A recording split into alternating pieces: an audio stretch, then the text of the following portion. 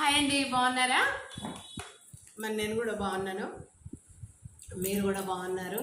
మరి మన joint family అనే సమాజము ఒక పాఠశాలగా నేను మీ ముందుకు వస్తున్నాను. మీరందరూ నా యొక్క జీపీఎల్జీసీ ఛానల్ను మరి సబ్స్క్రైబ్ చేయండి. అందరు కూడా మరి సమాజము నాడు నేడు ముచ్చట్ల గురించి చెప్పుకుంటున్నాము. ముఖ్యంగా ఇప్పుడు ఉన్నటువంటి సిచ్యువేషన్ మరి మన మండే నుండి స్కూల్స్ అన్ని రీఓపెన్ అయినాయి కదండి. పిల్లలందరూ వెళ్తుంటారు. ముఖ్యంగా పిల్లలు ఈ యొక్క ఎంజాయ్మెంట్ అనేది తల్లిదండ్రులు ఎక్కువగా ఇచ్చినట్టయితే, చనువు ఎక్కువగా ఇచ్చినట్టయితే వాళ్ళ యొక్క మైండ్ చాలా షార్ప్గా ఉంటుంది. వెనకట్లాగా ఒక క్రమ పద్ధతిగా ఉండలేదండి.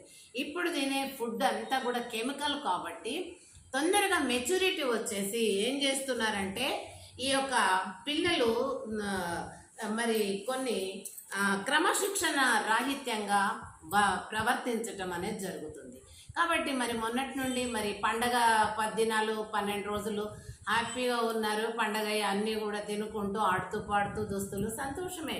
కానీ మరి ఉన్నది మర్చిపోయి ఉట్టిగా పోయిన వాళ్ళు కూడా ఉంటారు.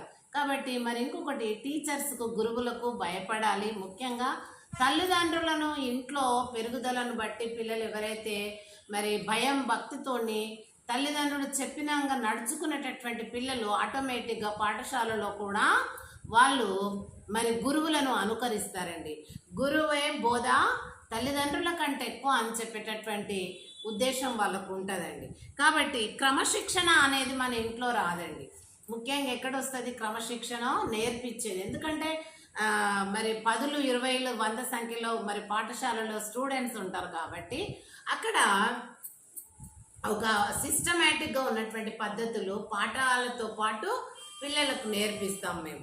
అదేవిధంగా విద్యతో పాటు బుద్ధి నేర్పిస్తారు. మరి విద్యతో పాటు చదువుతో పాటు సంస్కారం నేర్పిస్తారు. విద్యా బుద్ధులు చదువు సంస్కారానికి నిలయము పాఠశాల, మా బడి మన బడి కదండి. కాబట్టి ఇదంతా కూడా మరి మన పిల్లలు చక్కగా క్రమశిక్షణలో ఉండాలి అని అంటే తల్లిదండ్రులు కొంతమంది గారాభంగా ఉంచి క్రమశిక్షణ అలవర్చకపోవచ్చు. కానీ నేటి రోజుల్లో ఆ రోజు అంటేనేమో మరి అనుకోకుండానే తల్లిదండ్రులకు ఎందు భయభక్తులు ఉండే పిల్లలకు గురువుల ఎందు కూడా భయభక్తులు ఉండినాయండి. కాబట్టి మనం అప్పటి విషయం చెప్పుకుంటే ఆ రకంగా ఉంది. ఇప్పుడు ఎలా ఉంది? తల్లిదండ్రులు కనుక పిల్లలను పట్టించుకోకపోతే, సరి అయిన దారిలో వాళ్ళను మళ్లించకపోతే ఇంట్లో రేపు వాళ్ళే తల్లిదండ్రుల మీద తిరగబడే అవకాశం ఉంటుంది. అదేవిధంగా చాలా సిచ్యువేషన్లు మనం చూసినాము. ఉపాధ్యాయుల మీద కూడా చిన్న ఏజ్ పిల్లలు 5-6 తరగతి పిల్లలు కూడా రివర్స్ అవుతున్నారు. మంచి చెప్తే వాళ్ళు కరుస్తున్నారు, అరుస్తున్నారు. మళ్ళీ ఇంటికి పోయి తల్లిదండ్రులకు